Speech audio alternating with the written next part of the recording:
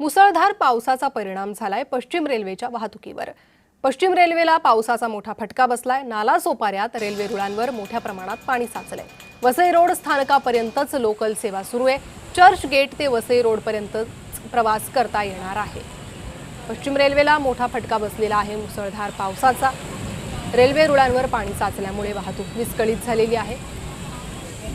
अधिक माहिती या संदर्भात घेणार आहोत। आमचे प्रतिनिधी महेंद्र जोईल सध्या आपल्या सोबत जोडले गेले आहे। महेंद्र, पश्चिम रेल्वेला मुसळधार पावसाचा फटका बसलेला आहे। सद्यस्थितीत काय प्रशासनाकडून काय सांगण्यात येत आहे? निश्चित रेल्वेचा मुसळधार पावसाचा फटका आहे तो पश्चिम रेल्वेला पडलेला पाहायला मिळतोय। नालासोपारा रेल्वे स्थानकात मोठ्या प्रमाणात पाणी साचले आणि त्यामुळे पश्चिम रेल्वेकडून सुरक्षेच्या कारणास्तव पश्चिम रेल्वेची सेवा ही वसई पर्यंतच मर्यादित ठेवलेली आहे। कारण चर्चगेटच्या दिशेने जर आपण विरारच्या दिशेने जात असतो तर आपण वसईपर्यंतच प्रवास करू शकतो।